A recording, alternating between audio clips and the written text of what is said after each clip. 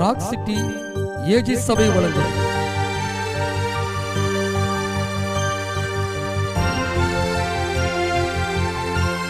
கிருபையும் சத்தியமும்.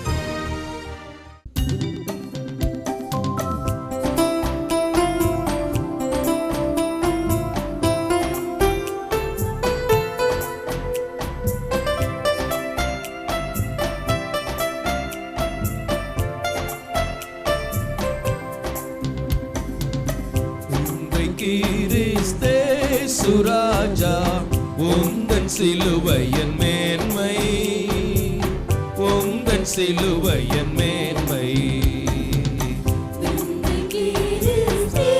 சுராஜா உந்தன் சிலுவையின் மேன்மை, உந்தன் சிலுவையின் மேன்மை. சுந்தரமிகும் இந்த பூவில் எந்த மேன்மைகள் எனக்கு இருப்பினும், விந்தை கிறிஸ்தே சுராஜா உந்தன் சிலுவையின் மேன்மை, உந்தன் சிலுவையின் மேன்மை. இரண்ட ஆஸ்தி, உயர்ந்த கல்வி, செல்வாக்கு மிக இருப்பினும்,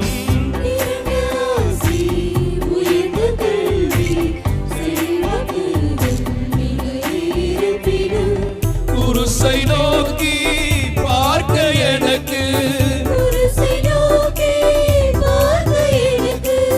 உரிய பெருமைகள் யாவும் மட்டுமே,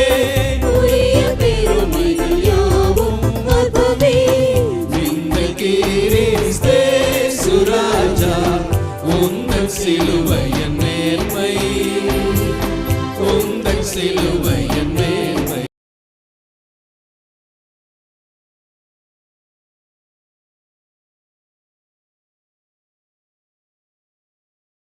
ஒன்று தீமோத்தேயு 5ஆம் அதிகாரம் 22ஆம் வசனம். ஒருவன் மேலும் சீக்கிரமாய் கைகளை வையாதே, ஒருவன் மேலும் சீக்கிரமாய் கைகளை வையாதே, மற்றவர்கள் செய்யும் பாவங்களுக்கும் உடன்படாதே, மற்றவர்கள் செய்யும் பாவங்களுக்கு உடன்படாதே, உன்னை சுத்தவானாக காத்துக்கொள், உன்னை சுத்தவானாக காத்துக்கொள். தேவன் நம்மை காக்கிறார். ஆனா தேவனால் பிறந்தவனும் தன்னை காக்கணும். தேவன் நம்மை ரட்சிக்கிறார். மாறுபாடான சந்ததியை விட்டு விலகி உன்னை ரட்சித்துக்கொள். நாமும் நம்மை ரட்சித்துக் கொள்ள வேண்டும். தேவன் நம்மை விடுவிக்கிறார்.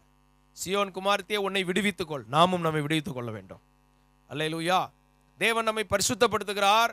நீங்கள் உங்களை பரிசுத்தம் பண்ணிக் கொள்ளுங்கள் என்று வேதம் சொல்கிறது. தேவன் செய்கிற அனைத்து கிரியைகளிலும் நம்முடைய பங்கு இருக்கிறது. தேவன் செய்கிற ஒவ்வொரு கிரியைகளிலும் நம்முடைய காரியத்தை நாம் கவனித்து செயல்படும் போது கர்த்தர் அந்த கிருபைகளை செய்வார். எனவே சுத்தவானாக காத்துக்கொள். 2 சாமுவேல் 22ஆம் அதிகாரம் 21ஆம் வசனத்தை வாசிக்கும் போது, கர்த்தர் என் நீதிக்கு தக்கதாக எனக்கு பதில் அளித்தார், என் நீதிக்கு தக்க பதில் அளித்தார், என் கைகளின் சுத்தத்திற்கு தக்கதாக எனக்கு சரி கட்டினார். கைகளின் சுத்தம். முதலாவது நம்ம கைகள் சுத்தமா இருக்கணும். கைகள் என்பது கிரியைகளை குறிக்கிறது. நம்முடைய கிரியைகளில் நாம் சுத்தமானவர்களாக இருக்க வேண்டும். நம்முடைய கையிட்டு செய்கிற வேலைகள், நம்முடைய காரியங்கள் கரைபடாத கைகள். கைகளில் சுத்தமுள்ளவனும் இருதயத்தில் மாசில்லாதவனாயும் இருந்து தன் ஆத்துமாவை மாயைக்கு ஒப்புக்கூடாதவன் கர்த்தருடைய பரிசுத்த பர்வதத்தில் வாழ்வான். கர்த்தருடைய சமூகத்திலே வாழும் வாழ்க்கையை கர்த்தர் நமக்கு தர விரும்புகிறார். கர்த்தருடைய சமூகத்திலிருந்து துரத்தி விடப்பட்ட வாழ்க்கை அல்ல, கர்த்தருடைய சமூகத்திலே வாழும் வாழ்க்கை. தேவன் அந்த கிருபையை நமக்கு தருகிறார். அல்லேலூயா. அப்ப கைகள் சுத்திகரிக்கப்பட்டு சுத்தமாய் காத்துக்கொள். ஒவ்வொரு செய்கைகள் சுத்தமா இருக்கணும். அசுத்த கிரியைகளுக்கு கர்த்தர் நம்மை விலக்கி காப்பாராக. அடுத்தபடியாக 1 சாமுவேல் 21ஆம் அதிகாரம் 5ஆம் வசனத்தை வாசிக்கும் போது, தாவீது ஆசாரியனுக்கு பிரதியுத்தரமாக, நான் புறப்படுகிறதற்கு முன் நேற்று முந்தின நாளும் ஸ்திரீகள் எங்களுக்கு விளக்கமாயிருந்தார்கள், வாலிபருடைய அசம்பிகளும் சுத்தமாய் இருக்கிறது. வாலிபர்கள் சரீரங்களை குறித்து சொல்லப்பட்டிருக்கு. நம்முடைய சரீரம் தேவனுடைய ஆலயமா இருக்கிறது. இன்றைக்கு சுத்திகரிப்பை குறித்து நாம் பார்க்க போகிறோம். சுத்திகரிக்கப்பட்ட வாழ்க்கை நம் ஒவ்வொருவருக்கும் தேவை. நம்முடைய சரீரம் எப்படி இருக்கிறதா? அது தேவனுடைய ஆலயமா இருக்கிறது. இந்த தேவனுடைய ஆலயத்தை ஒருவன் கெடுத்தால் தேவன் அவனை கெடுப்பார் என்று வேதம் சொல்லுகிறது. தேவன் ஒருவனை கெடுத்தா எப்படி இருக்கும்? சவுலுக்குள்ள பாருங்க, அசுத்தாவி அனுப்பிட்டார், அவன் வாழ்க்கை கெட்டு போச்சு. சிலருக்குள்ள லேகியோன் அனுப்பிடுறார், அப்படின்னா தேவன் சாங்ஷன் பண்ணிடுறாருன்னு அர்த்தம். சிலருக்குள்ள மனவியாதி, சிலருக்குள்ள கொடிய வியாதி. ஏன்? சில பிரச்சனைகளுக்கு பின்னால காரணம் என்னன்னு பார்த்தா தான் தெரியுது. வேதத்துல வெளிச்சம் இருக்குது. அவன் ஒரு நாள் தேவனுடைய ஆலயத்தை கெடுத்தான், தன் சரீரத்தை கெடுத்து போட்டான். இது நிமித்தம் தேவன் அவர்களை இழிவான இச்சை ரோகங்களுக்கு ஒப்பு கொடுத்தார் என்று சொல்லப்பட்டிருக்கு. அவலட்சணங்களை நடப்பிக்க, அசுத்தத்துல கெட அப்படின்னு ஒப்பு கொடுத்துட்டார்னா அவன் நினைச்சாலும் திரும்ப வெளியே வர முடியாது. ஆனா உங்களை என்னையும் தேவாலயமா கர்த்தர் வச்சிருக்கிறாரு. எவ்வளவு பெரிய பாக்கியம்! கர்த்தரை மகிமைப்படுத்துங்க. இந்த சரீரம் என் தேவனை மகிமைப்படுத்த கர்த்தர் எனக்கு கொடுத்திருக்கிறார். அல்லேலூயா. இந்த சரீரத்தால நான் சாகும் வரை கர்த்தரை மகிமைப்படுத்துவேன். விசுவாசத்துல சொல்லுங்க, கர்த்தரை நான் மகிமைப்படுத்துவேன். இது கர்த்தருடைய மகிமையை வெளிப்படுத்தும். சரீரத்துல சுத்திகரிப்பு நமக்கு தேவை. சுத்திகரிக்கப்பட்ட சரீரம், சரீரத்துல மாம்சத்தின் கிரியைகளுக்கு இடம் கொடாதபடி ஆவியை கொண்டு, பரிசுத்தாவின் உதவியை கொண்டு அந்த சரீரத்தின் செய்கைகளை ஜெயித்து வாழ ஒவ்வொரு நேரமும் பரிசுத்தாவியானவரை சார்ந்து நாம் வாழ வேண்டும். மல்லு கட்டி ஜெயிக்க வேண்டியதல்ல, சார்ந்து வாழ வேண்டும். அல்லேலூயா. சோத்திரம். நம்ம கடந்து போராடிட்டு இருக்க வேண்டாம். ஆவியானவரே என்னால முடியல, எனக்கு உதவி செய்யுங்கன்னா கர்த்தர் நமக்கு ஜெயம் கொடுக்கிற தேவனாய் நம்மோடு இருக்கிறார், நமக்குள் இருக்கிறார், நம்மிடத்தில் இருக்கிறார். அல்லேலூயா. அப்ப அந்த ஜெயத்தை கொண்டு சுத்திகரிக்கப்பட்ட சரீரம் உள்ளவர்களா இருக்கணும். மாம்சத்தின் இச்சைகள்ல அடிமையா இருக்கக்கூடாது. சரீரத்தை ரொம்ப தூங்க வச்சு கெடுக்க கூடாது. கர்த்தர் கெடுத்துட்டாருன்னா, படுக்கையில கடன் வச்சுட்டாருன்னா என்ன ஆகும்? அதனால சரீரம் எவ்வளவு நேரம் ஓய்வு தேவையோ அவ்வளவு நேரம் தான் ஓய்வு கொடுக்கணும். சாப்பாடா கொடுத்து அண்டா குண்டான்னு கொடுத்து அதை கெடுத்துடக்கூடாது. எவ்வளவு தேவையோ அவ்வளவு சாப்பிடணும். சாப்பாடே கொடுக்காமலும் கெடுத்துடக்கூடாது சரீரத்தை. எல்லாத்துலயும் ஒரு லிமிட்டேஷன் தேவை. அல்லேலூயா. நம்ம சரியா வாழ்வதற்கு வேத வசனம் நமக்கு தெளிவை கொடுக்கிறது. அதுக்காக கர்த்தருக்கு ஸ்தோத்திரம். சங்கீதம் 73:13 வாசிக்கும் போது, நான் விருதாவாகவா என் இருதயத்தை சுத்தம் பண்ணி, என் இருதயத்தை சுத்தம் பண்ணி, இங்க சொல்லப்பட்டிருக்குது இருதயம் சுத்தமாக்கப்பட வேண்டும். எது சுத்தமாக்கப்படணுமா? இருதயத்தின் நிறைவினால் வாய் பேசும். பொல்லாத மனிதன் தன் பொல்லாத இருதயத்திலிருந்து பொல்லாதவைகளை எடுத்து கொடுக்கிறான். நல்ல மனிதன் தன் நல்ல இருதயமாகிய பொக்கிஷத்திலிருந்து நல்லவைகளை எடுத்து கொடுக்கிறான். எஸ்ரா தன் இருதயத்தை பக்குவப்படுத்தி வைத்திருந்தான். தேறின வேதபாரகனாய் மாறினான். அவன் பக்குவப்பட்டவனாய் இருந்தான். இன்றைக்கும் நாம் ஒவ்வொருவரும் நம்முடைய இருதயம் பக்குவப்படுத்தப்பட்டதாக இருக்க வேண்டும். இருதயம் திருக்குள்ளது என்று வேதம் சொல்லுகிறது. இருதயம் கேடு உள்ளது என்று சொல்லப்பட்டிருக்கிறது. இருதயத்துக்குள்ள தீமைகள் வராதபடி எல்லா காவலோடும் உன் இருதயத்தை காத்துக்கொள் என்று வேதம் சொல்லுகிறது. நம்ம இருதயத்துக்கு காவல் போடணும், பூட்டு போடணும். திண்டுகள் பூட்டா நம்ம இருதயத்துக்கு பரிசுத்த ஆவியானவர் கொடுக்கிற அந்த கட்டுப்பாட்டின் ஆவியானுடைய கண்ட்ரோல் அது ஒப்பு கொடுக்கணும். அல்லேலூயா. அப்ப அப்படிப்பட்ட ஒரு பாதுகாப்பு நம்ம எல்லாருடைய இருதயத்துக்கும் தேவை. உன்னை சுத்தவானாக காத்துக்கொள்ள இருதயத்தில் சுத்தமுள்ளவர்கள் பாக்கியவான்கள், அவர்கள் தேவனையே தரிசிப்பார்கள். இருதயத்துல சுத்தமுள்ளவர்கள் எதையாவது தரிசித்துக் கொண்டு இருப்பார்கள். ஆனால் நீங்கள் நானும் தேவனை தரிசிக்க சுத்த இருதயம் உள்ள இஸ்ரவேலருக்கு கர்த்தர் நல்லவராகவே இருக்கிறார். Always God is good. எப்பொழுதும் தேவன் நல்லவராகவே இருக்கிறார். சுத்த இருதயம் உள்ளவங்களுக்கு கர்த்தர் எப்படி இருக்கிறாரா? ரொம்ப நல்லவர். ஸ்தோத்திரம். நம்முடைய இயேசு ரொம்ப நல்லவர். அவரை ஆராதிக்கிறவங்களுக்கு, தொழுது கொள்கிறவர்களுக்கு ஐஸ்வர்ய சம்மனா இருக்கிறார். எனவே இருதயத்துல சுத்தம். நம்ம இருதயத்தை காத்துக்கொள்ள வேண்டும். இருதயத்தை காத்துக்கொள், அதனிடத்திலிருந்து ஜீவ ஊற்று வெளிப்படும். ஜீவ ஊற்ற கர்த்தர் உள்ளத்துல வச்சிருக்கிறாரு. நீங்க இருதயனாலே மோசமானது நினைக்க கூடாது. அதுக்குள்ளதான் ஊற்ற கர்த்தர் வைத்திருக்கிறார். ஆவியானுடைய ஊற்று அங்க இருக்கிறது. அது நம்மிலிருந்து வெளிப்பட வேண்டும். அடுத்தபடியாக சங்கீதம் 119:9 வாசிக்கும் போது, வாலிபன் தன் வழியை எதனால் சுத்தம் பண்ணுவான்? வாலிபன் தன் வழியை எதனால் சுத்தம் பண்ணுவான்? உமது வசனத்தின்படி தன்னை காத்து கொள்ளுகிறதுனால் தானே. ஆமா, வசனத்தை வைத்து காத்துக் கொள்ள வேண்டும். ஒவ்வொரு வசனமும் எதற்காக இருக்கிறது என்றால், என்னை நான் காத்துக் கொள்வதற்காக. வேத வசனங்கள் நான் என்னை காத்துக் கொள்வதற்காக கொடுக்கப்பட்டிருக்கிறது. அப்ப வாலிபன் எதை வச்சு காத்துக்கொள்ளணும்? தன்னை ஃப்ரெண்ட்ஸ் ஒரு ஐடியா கொடுப்பான், உருப்படாம போறதுக்கு ஒரு ஐடியா கொடுப்பான், திசை திருப்பி விட ஒரு ஐடியா கொடுப்பான், தீமை செய்யறதுக்கு ஒரு ஐடியா கொடுப்பான். சாத்தான் அவனை தூண்டினான். என்ன செய்வான்? தூண்டுதல். புரியுதா? தூண்டி விடுறது. திரும்ப திரும்ப ஒரு காரியத்துக்கு அழுத்தம் கொடுத்துக்கிட்டே இருக்கிறதுக்கு பேர் தான் என்னது? தூண்டுதல். பரீட்சையில் பார்த்து எழுதுன்னு தூண்டுதலை கொடுப்பான். அவன்கிட்ட இப்படி பேசுன்னு தூண்டுதலை கொடுப்பான். நீ உன் நேரத்தை வீணாக்கு. அன்னைக்கு ஒரு அம்மா சொல்கிறாங்க, என் பையன் தூங்கிட்டான்னு நினச்சா பெட்ஷீட்டுக்குள்ளே உட்காந்து செல்ஃபோனை நோண்டிட்டு இருக்கிறான். அப்போ பேய் தூண்டுது அவனை, டேய் தூங்காதடா, எல்லாரும் தூங்கிட்டாங்க, இப்போ நீ வந்து சின்ன திரையில் பேய் உலகத்துக்குள்ளே கொண்டு போகிறான் அவனை. அப்போ யார் தூண்டுதல் அது நடக்குது? ஆவியானவர் அப்படி சொல்லுவார். ஆவியானவர் என்ன செய்வார்னா, நீ எல்லாருக்கும் முன்னால் ஃப்ராங்காக உட்காந்து பைபிள் படின்னு சொல்லுவார். கள்ள பையன் தான் என்ன செய்வான்? திருடன் திருடவும் அழிக்கவும் கொல்லவும் வருகிறான். கள்ளம் வந்தால் கள்ளத்தன காரியத்தை செய்ய சொல்லுவான். திருடன் வந்து தான் திருட்டுத்தன காரியத்தை செய்ய சொல்லுவான். நம்மளை அழிக்கிற கொல்லுற வேலைக்கு ஐடியா கொடுக்குறவன் தான் பிசாசு. விசம்பத்தனமான ஆலோசனை கொடுப்பான். தூண்டுதல், தூண்டிக்கிட்டே இருப்பான். அப்போ இந்த வழிகளை எப்படி சரிப்படுத்துறது? வழிகள் சுத்தமாக்கப்படணும்ல. துன்மார்க்கருடைய ஆலோசனை நடவாமல் பாவிகளுடைய வழியில் இல்லாமல். அவன் போகிற பாதைனா என்ன? அவன் காலையிலே எந்திரிச்சு, சில டாஸ்மாக் போகிறவன் இருக்கிறான், அந்த பாதையில் நீ போகக்கூடாது.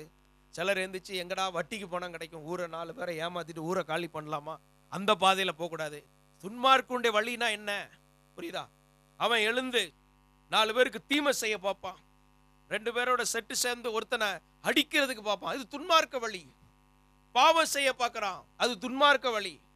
அசுத்தத்துக்கு ஏதுவானதை பேசுறான், பாவத்தை பத்தி சிந்திக்கிறான், எப்படி உலகத்துல பாவத்தை அசுத்தத்தை பரவ விடலான்னு பார்க்கறான். இப்படிப்பட்ட காரியங்கள் எல்லாம் நம்ம வாழ்க்கையில விலக வேண்டும். நாம் கவனமாக இருக்க வேண்டும். கர்த்தர் நமக்கு உதவி செய்ய வல்லவராய் இருக்கிறார். பாவிகளுடைய வழியில நடக்க கூடாது. ஏ வாலிபனே, உன் வழியை நீ எதனால சுத்தம் பண்றன்னா, வசனத்தை காத்து வசனத்தின்படி உன்னை நீ சரிப்படுத்தும் போதுதான். அதனாலதான் நம்முடைய வாக்கு கிடைத்த உடனே அதை உட்கொண்டேன். வசனத்தால் நிரம்பணும். வசனத்தை கேட்டுக்கொண்டே இருக்கிறவர்கள் பாக்கியவான்கள் அல்லவா? வசனத்தை காத்து கொள்ளும் போது வழிகள் சுத்தமாக்கப்படும். வழிகள் சுத்தமாக்கப்படும். அப்படின்னா என்ன? அவன் பாவி போகிற பாதைக்கு போக மாட்டான். அல்லேலூயா. பாவி போற பாதையில நான் போக மாட்டேன். என் தேவன் என்னை நடத்துகிற வழியில நான் நடப்பேன். வாலிபர்களே, பாவி போகிற வழியில போக கூடாது. உங்களுக்கும் எனக்கும் கர்த்தர் பரிசுத்த வழிகளை கர்த்தர் வைத்திருக்கிறார். நீதியின் வழியை கர்த்தர் வைத்திருக்கிறார். பாவ வழிகள் அல்ல, நீதியின் பாதை. அங்கே ஜீவன் இருக்கிறது, அங்கே மரணம் இல்லை என்று வேதம் சொல்லுகிறது. ஜீவ பாதையிலே கர்த்தர் நம்ம நடத்துகிறார். அப்ப வழிகளை சுத்தப்படுறதுக்கு வசனத்துக்கு முக்கியத்துவம் கொடுக்கணும். பிள்ளைகளை நல்ல வசனத்தை கேட்க வைக்கணும், வசனத்தை குறிப்பெடுக்க வைக்கணும், வசனத்தை மனப்பாடம் பண்ணி ஒப்புவிக்க வைக்கணும். அம்மாட்ட ஒவ்வொரு பொருள் கேட்கும்போது ஒரு வசனத்தை ஒப்பிக்கணும். அதனால வழியை சரிப்படுத்தணும்ல. பாதை என்னது? அவ லிம்பனா ஜோமுனுவா, வேதத்தை வாசிப்பா, வீட்டில் வேலைகளை செய்வா, வேலைக்கு புறப்படுவா, அங்கே உட்காந்து எல்லா வேலைகளையும் கவனிச்சு திரும்ப வந்து ஒரு ஊழியத்தை செய்வா, ஒரு ஜபத்தில் பங்கெடுப்பா, ஜபம் நடத்துவா, கொஞ்ச நேரம் டிவி, அதுவும் கிருபையும் சத்தியம்தான். அல்லேலூயா, சோத்திரம். பிசாசு பாவமும் சாவமுங்கிறத ஓட விடுறான், இயேசு கிருபையும் சத்தியத்தை ஓட விடுறாரு. அப்புறம் உட்காந்து திரும்ப ஜெபம் பண்ணிட்டு அவன் தூங்குவான். கர்த்தர் தூக்கத்தில் சொப்பனத்தில் இடைபடுவார். அல்லேலூயா. பரலோக தூதர்கள் அங்கே வருவாங்க. குட்டி சாத்தான்கள் உள்ள வராது, தேவ தூதர்கள் அங்கே வருவாங்க. இதுவே பரிசுத்தவானுடைய வாழ்க்கையின் சுழற்சியிலே வாழ கர்த்தர் கிருபை தருவாராக. வழிகள் சுத்தமாக்கப்பட வேண்டும். அடுத்தபடியாக நமக்குள்ள சுத்திகரிப்பு தேவை. ஏசாயா 1:25 வாசிக்கும் போது, நான் என் கையை உன்னிடமாய் திருப்பி உன் களிம்பு நீங்க உன்னை சுத்தமாய் புடமிட்டு, உன்னை சுத்தமா என்ன செய்ய விட்டு புடமிட்டு, களிம்பு நீங்க உள்ள இருக்கிற அழுக்கெல்லாம் நீங்க சரிப்படுத்துற வரைக்கும் விட மாட்டார். கர்த்தருடைய கையில ஒப்பு கொடுத்தா சரிப்படுத்துற வரைக்கும் விட மாட்டார். ஏன்னா அவர் யாரு தெரியுமா? எந்த மனுஷனையும் பிரகாசிப்பிக்கிற மெய்யான ஒளி. யாரையும் பிரகாசிக்க வைப்பார். நிச்சயமா உங்களை பிரகாசிக்க வைப்பார், உங்க பிள்ளைகளை பிரகாசிக்க வைப்பார். ஆனா அவர் கையில வரணும்ல, அவர் கையில ஒப்பு கொடுத்துடணும். நாங்க என்ன ஒப்பு கொடுக்கிறோமான? அதனாலதான் 6வது நேரத்துல அவருக்கு நம்மளை ஒப்பு கொடுத்துக்கிட்டே இருக்கணும். ஒவ்வொரு நேரம் நம்மை படைக்கணும். நாம் அவரை தொழுது கொள்ள வேண்டும். நம்மை தூரமா வச்சுக்கிட்டே நல்லவர் வல்லவர்ன்றே உட்கார்ந்துட்டு கூடாது. நீ மறுரூபமாக்கப்பட வேண்டும். நம்ம சரீரங்கள் ஜீவ பலியா ஒப்பு கொடுக்கப்பட வேண்டும். அதான் புத்தி உள்ள ஆராதனை. அப்படின்னு பார்க்கும்போதே புத்தி இல்லாத நிறைய ஆராதனை இருக்கும், சும்மா ஒரே ஆட்டம் தான் இருக்கும். ஸ்தோத்திரம். ஆவியானவருக்கு நம்மளை ஒப்பு கொடுத்து மறுரூபமாக்கப்பட வேண்டும். ஆண்டவருடைய பரிசுத்த நாமம் மகிமைப்படுவதாக. 2 கொரிந்தியர் 7ஆம் அதிகாரம் 1ஆம் வசனத்தை வாசிக்கும் போது, இப்படிப்பட்ட வாக்குத்தத்தங்கள் நமக்கு உண்டாயிருக்கிறபடியினால் வாக்குத்தத்தங்கள் உண்டாயிருக்கிறபடியால் பிரியமானவர்களே, மாம்சத்திலும் மாம்சம் ஆவியில் உண்டான எல்லா அசுசியும் நீங்க நம்மை சுத்திகரித்துக் கொண்டு பரிசுத்தமாகுதலை தேவ பயத்தோட பூரணப்படுத்த கடவோம். பரிசுத்தமாகுதலை தேவ பயத்தோட பூரணப்படுத்த கடவோம். அல்லேலூயா. எதை பூரணப்படுத்தணுமா? பரிசுத்தத்துல பாஸ் ஆகணும். எல்லாத்துலயும் பாஸ் ஆகி பரிசுத்தத்துல ஃபெயில் ஆயிட்டீங்கன்னா போச்சு. Holi life is a jolly life நீ கேட்டிருக்கிறோம். அதனால பரிசுத்தத்துல பாஸ் ஆகணும்னா பரிசுத்தரோட நட்பு இருந்தாதான் முடியும். பரிசுத்த ரத்தம் தான் நம்மளை சுத்தம் பண்ணும். பரிசுத்த வார்த்தை தான் நம்மளை சரிப்படுத்தும். அதனால பரிசுத்தத்திற்கு பங்காளிகளாய் நாம் இருக்கிறோம். இப்படிப்பட்ட சுத்திகரிப்பு நமக்குள்ள தேவை. 1 யோவான் 1ஆம் அதிகாரம் 9ஆம் வசனத்தை வாசிக்கும் போது, நம்முடைய பாவங்களை நாம் அறிக்கையிட்டால், பாருங்க அடுத்து பாவங்களை அறிக்கையிட்டால் பாவங்களை நமக்கு மன்னித்து, எல்லா பாவத்தை மன்னித்து, எல்லா அநியாயத்தையும் நீக்கி, எல்லா அநியாயம், இந்த அநியாயம் அந்த அநியாயம், பேசுனதுல வந்த அநியாயம், செயல்பட்டதுல வந்த அநியாயம் சகல அநியாயத்தை நீக்கி நம்மை சுத்திகரிப்பதற்கு அவர் உண்மையுள்ளவராயிருக்கிறார். ஸ்தோத்திரம். அப்போ அநியாயம்லாம் நீங்கணும்னா பாவங்கள்லாம் அறிக்கை செய்யப்படணும். அறிக்கை செய்யப்படாத பாவங்கள் இருந்து ஆண்டவர்கிட்ட வந்து ஒப்பு கொடுக்கணும். ஆண்டவரே, யூதர்கள் சொல்லுவாங்களாம், எனக்கு தெரிஞ்ச அளவில் எங்கள் வீட்டில் எந்த புளித்தமாவும் இல்லை, எனக்கு தெரியாமல் ஏதாவது இருந்தா ஆண்டவர் எனக்கு மன்னிப்பீராகன்னு கேட்பானு. கையை உயர்த்தி கர்த்தருக்கு முன்னால் நிற்கணும். டெய்லி நம்மளை ஒப்பு கொடுக்கணும். தேவனுக்கு உகந்தவர்களாக வாழணும். தேவ பிரசன்னத்தில் வாழணும். மறுரூப வாழ்க்கை வாழ கர்த்தர் கிருபை தருவாராக.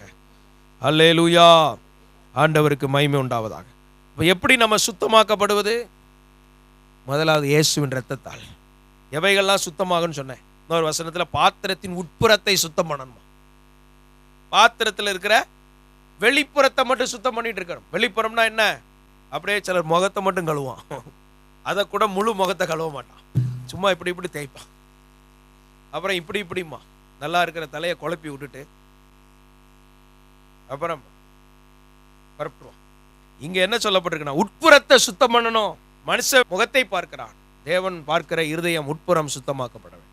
யோபு 9:30 சொல்லப்பட்டிருக்குது, நான் உறைந்த மழை தண்ணீரில் மூழ்கி என் கைகளை சவுக்காரத்தினால் சுத்தம் பண்ணினாலும், அந்த தண்ணீர்ல மூழ்கி சவுக்காரத்தினால் சுத்தம் பண்ணினாலும், அங்க சவுக்கார சுத்திகரிப்புன்னு சொல்லப்பட்டிருக்கு.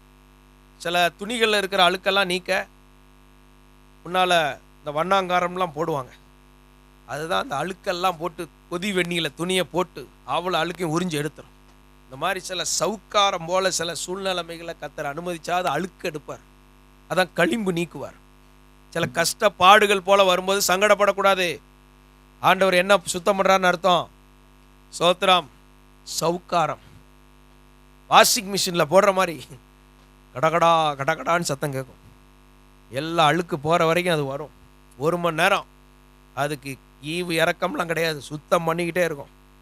திடீர்னு தண்ணீர் வரும், அதுக்கப்புறம் வாஷ் பண்ணி அனுப்பிடும், திரும்ப வரும். இப்படி தான் கர்த்தர் நம்மை வசனத்தினாலும் தேவன் தம்முடைய கிரியைகளினாலே நம்மை சுத்தம் பண்ணுகிறார். சிலரை சுத்தம் பண்ணுறதுக்குன்னு அதுக்கு தக்க மேனேஜரை ஆண்டவர் ஏற்படுத்துவார். சிலரை சுத்தம் பண்ணுறதுக்குன்னு நல்ல மாமியாரை கர்த்தர் கொடுப்பார். தான் அப்பா உண்மை பார்க்கிறேன், ஸ்தோத்திரம். இந்த மாதிரி சில சூழ்நிலைமைகளை கர்த்தர் அனுமதிப்பார். எப்படியாவது சுத்தம் பண்ணாமல் விட மாட்டார். இப்படிதான் ஆண்டவர் சீசருடைய கால்கள்லாம் கழுவினார். பேதுரு ரொம்ப, நீர் என்னெல்லாம் கழுவக்கூடாது, அந்த குரு மரியாதை கொடுத்தார். அவர் சொன்னார், நான் சுத்தம் பண்ணல, உன்ட்ட எனக்கு பங்கே கிடையாது அப்படின்னோன்னு அவன் பார்த்தான், ஐயா உச்சிலேருந்து உள்ளங்கால் வர சுத்தம் பண்ண, அப்படியே ஒப்பு கொடுத்துட்டான். இன்னைக்கு கர்த்தர் நம்மை சுத்தம் பண்ணுகிற தேவனாக இருக்கிறார். மறைச்சிக்கிட்டே வாழப்படாது, நம்மளை வெளிப்படுத்தி வாழணும். உன் கண்கள் உன் போதகரை காணும். எங்கள் கண்ணுக்கு முன்னால் நடமாடணும். கள்ளந்தான் ஒளிஞ்சு வாழ்வான். கண்ணுக்கு முன்னால் நடவாடும் போது உங்கள்கிட்ட ஏதாவது குறை இருந்தால் ஆவியானவர் எங்களுக்கு வெளிப்படுத்துவார், சட்டுன்னு சொல்லுவோம். அதை அப்போ நீங்கள் சுத்தமாக்கப்படுவீங்க.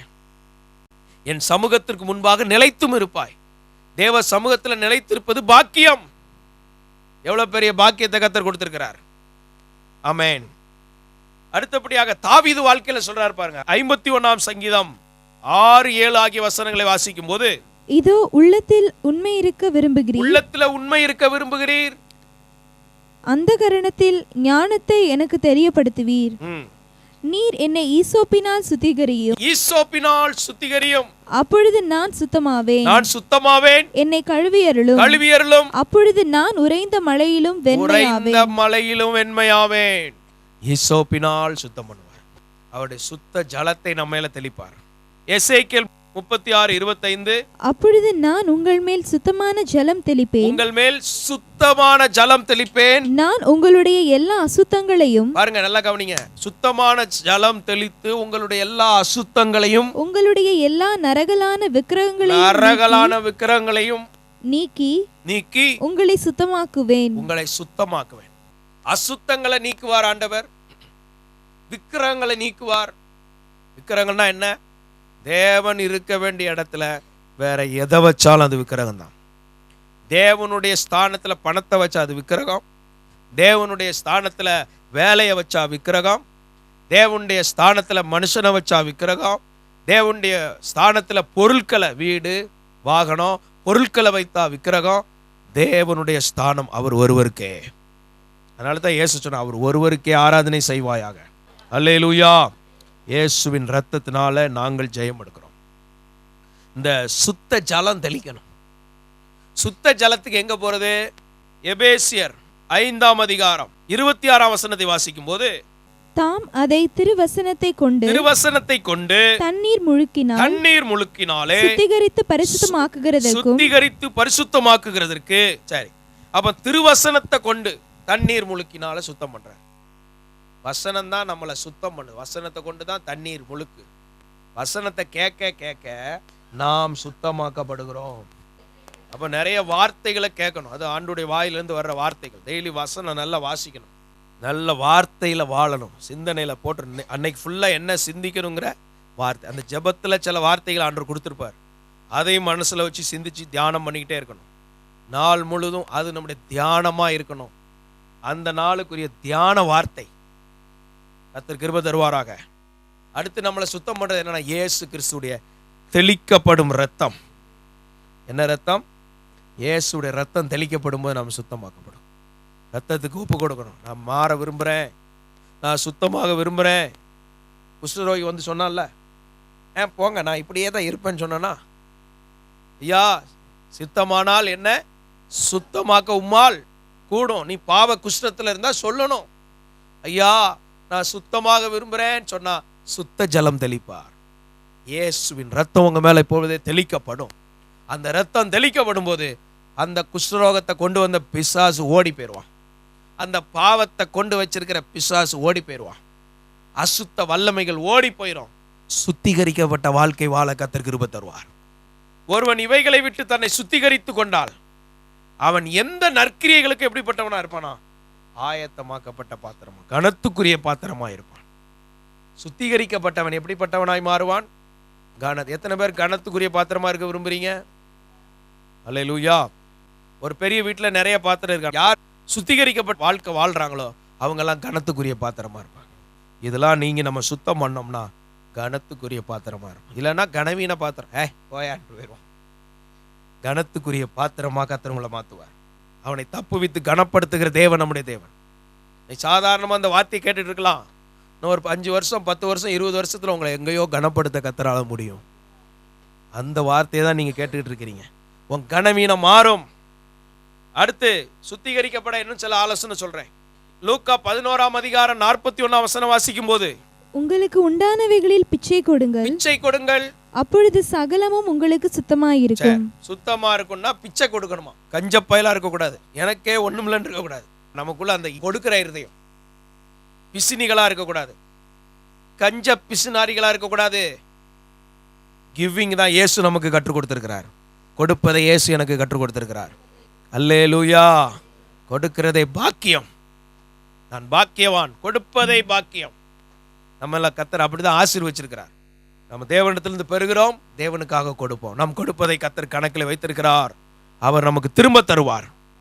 யோவான் 15ஆம் அதிகாரம் 3ஆம் வசனத்தை வாசிக்கும் போது, நான் உங்களுக்கு சொன்ன உபதேசத்தினாலே நீங்கள் இப்பொழுதே சுத்தமாய் இருக்கிறீர்கள். இப்பொழுதே சுத்தமா இருக்கு. உபதேசம் கேட்க கேட்க, அப்போஸ்தல உபதேசம், பூரண உபதேசம், அந்த தேவனுடைய உபதேசத்தை கேட்கணும், சத்தியத்தை கேட்கணும், தேவனுடைய வார்த்தையினால் நிறைந்திருக்கணும். இந்த ப்ராசஸ்ல போனா உங்களுக்கு என்ன நன்மை கிடைக்கும்? நம்பர் 1, ஒருவன் இவைகளை விட்டு தன்னை சுத்திகரித்து கொண்டால் அவன் எப்படி இருப்பானா? கனத்திற்குரிய பாத்திரமா இருப்பான். அப்ப நீங்க சுத்திகரிக்கப்பட்டா எப்படி இருப்பீங்க? கனத்துக்குரிய பாத்திரம். 2வது ஒரு ஆசீர்வாதம் சொல்றேன். யோவான் 15ஆம் அதிகாரம் 2ஆம் வசனத்தை வாசிக்கும் போது, என்னில் கனி கொடாதிருக்கிற கொடி எதுவோ அதை அவர் அறுத்து போடுகிறார். கனி கொடுக்கலனா அதை வெட்டி போடுகிறார். கனி கொடுக்கிற கொடி எதுவோ, கனி கொடுக்கிற கொடி எதுவோ அது அதிக கனிகளை கொடுக்கும்படி அதை சுத்தம் அதிக பண்ணுகிறார். கனிகளை கொடுக்கும்படி அவர் அதை சுத்தம் பண்ணுகிறார். சுத்தமாக்கப்பட்டா என்ன செய்வோம்? அதிக கனிகளை கொடுப்போம். இந்த 2 வார்த்தை இன்னைக்கு ஆண்டவர் நமக்குள்ள நிறைவேற்ற போகிறார். அவன் கனத்துக்குரிய பாத்திரமா இருப்பான். எந்த நற்கிரியைகளுக்கும் ஆயத்தமாக்கப்பட்ட கனத்துக்குரிய பாத்திரமா இருப்பான். 2வது ஆசீர்வாதம் என்ன? அதிக கனிகளை கொடுப்போம். சொல்லுங்க, நான் கனத்திற்குரிய பாத்திரமா இருப்பேன், நான் அதிக கனிகளை கொடுப்பேன். கர்த்தர் இந்த கிருபைகளை நமக்கு தருவாராக. ஜெபம் பண்ணுவோம். பரலோக தேவனே, இந்த வார்த்தைகளை கேட்ட ஒவ்வொருவரையும் நீர் ஆசீர்வதிப்பீராக. நாங்கள் சுத்திகரிக்கப்பட்ட வாழ்க்கை வாழ நீர் எங்களுக்கு கிருபை தர வேண்டும் என்று ஜெபிக்கிறோம். சகல தடைகளை நீர் மாற்றுவீராக. உடைய கிருபை உண்டாவதாக, உடைய வெளிச்சம் உண்டாவதாக, உடைய நன்மை உண்டாவதாக. எல்லாரும் ஆசீர்வதிக்கப்படுவார்களாக. சுத்திகரிக்கப்பட ஒப்பு கொடுத்து வாழ உதவி செய். தங்களை சுத்திகரித்துக் கொள்ள உதவி செய்யுங்க. உன்னை சுத்தவானாக காத்துக்கொள் என்று சொன்ன வார்த்தையின்படி சுத்தவானாக எங்களை காத்துக்கொள்ள நீரே எங்களுக்கு கிருபை தர வேண்டும் என்று ஜெபிக்கிறோம். எல்லா அழுக்குகளில் இருந்தோம் எங்களை விடுதலையாக்குவதற்காய் நன்றி. உம்முடைய நாமம் மகிமைப்படட்டும். எல்லா மகிமை உமக்கு செலுத்துகிறோம் இயேசுவின் நாமத்தில் பிதாவே. Rock city AG church service timing Sunday morning 5 a.m., 7 a.m., 9 a.m. and 11 a.m. Evening 6:30 p.m. Branch Church AG Blessing Center. Sunday morning service 9 a.m. near Ariyamangalam EB Office Street, Thidir Nagar Road. Our address AM Plaza, number 8/1, second floor, opposite Sidambaram Mahal, Trichy 620002. Cell phone 99 7 660 7364.